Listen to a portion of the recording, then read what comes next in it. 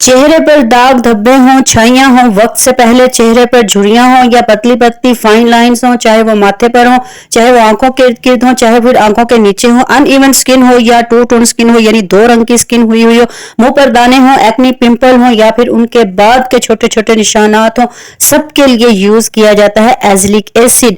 जनाब, ऐसा कहकर आपको सोशल मीडिया पर बेवकूफ बनाया जा रहा है, उल्लू बनाया जा रहा है। इस तरह की जितनी भी वीडियोस आपने देखी हैं एजिलिक एसिड के बारे में, सब की सब जो ये लफाज बोले जाएं, ठीक है, इनमें से सिर्फ एक बात के लिए ये ठीक है, बाकी सब के लिए बिल्कुल गलत है। ना ये झुर्रियां दूर करता, ना ये छाइयां दूर करता, ना ये दाग धब्बे दूर करता, ना ये फाइन लाइंस दूर करता, ना ही ये आपकी स्किन को ब्राइट, वाइट, लाइट और टाइट करता।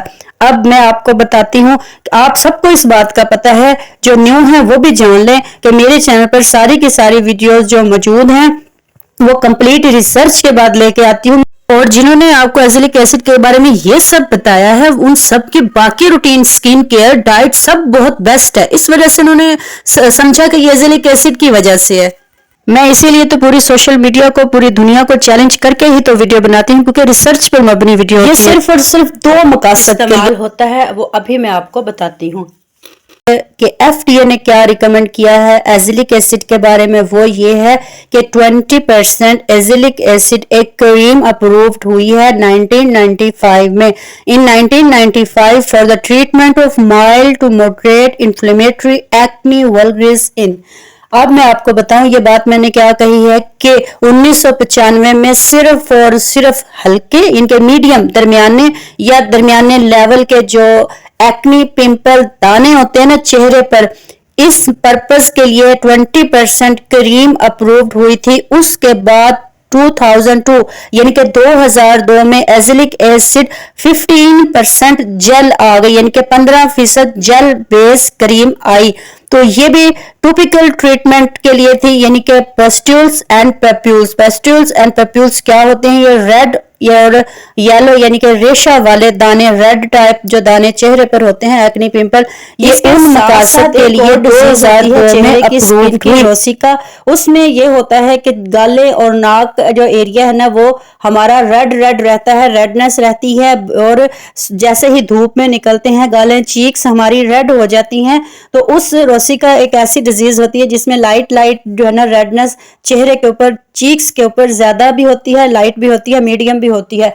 जिनकी गालें जल रही होती हैं या रेड रहती हैं, वो एक ऐसी रोसिका डिजीज है जिसके लिए एजिलिक एसिड जो है ना रिकमेंडेशंस की गई जस्ट ये दो चीजों के लिए। AHDB यानी कि अमेरिकन हेल्थ ड्रग बेनिफिट्स की वेबसाइट से पता चला कि यूनाइटेड स्टेट में 16 मिलियन पीपल जो थे ना वो रोसिका, पप्यूल्स, रेस्ट्यूल्स, स्पाइडर रेड वेन्स यानी कि चेहरे पर रेड येलो दाने, दाग जो होते हैं ना एक्नी पिंपल दाने जिसको हम बोलते हैं, कील महासे जिसको बोलते हैं वो, और साथ में स्पाइडर वेन्स यानी कि छोटी छोटी बारीक बारीक रेड जो है ना वो चीक्स के ऊपर जो वेन्स थी वो पाई गई, जो कि रेडनेस बहुत ज्यादा क्रिएट कर रही थी उन पीपल्स के ऊपर। रिसर्च की गई, एप्लीकेशन की गई तो रिजल्ट जो है ना वो बेस्ट मिला। और ये रिसर्च जुलाई 31, 2015 यानी कि 2015 में ये 15% यानी कि जिसमें 15 एजिलिक एसिड होता है परसेंटेज,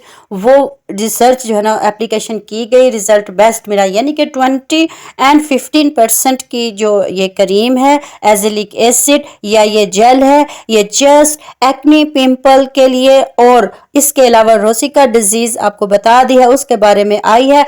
लेकिन कभी भी किसी के कहने पर, ना मेरे कहने पर, ना किसी और के कहने पर आपने ये बिल्कुल भी नहीं खरीदनी है, क्योंकि इसके साइड इफेक्ट्स भी बहुत हैं। रेडनेस, पीलिंग जो कि होती है मेजोरिटी ऐसी क्रीम्स में जो कि एक्नी वगैरह को दूर करती हैं या रेडनेस को दूर करती हैं, तो कभी भी खुद से ये क्रीम नहीं खरीदनी जब तक आपको आपका स्किन स्पेशलिस्ट, डर्मेटोलॉजिस्ट आपको जो है ना रिकमेंड ना करें।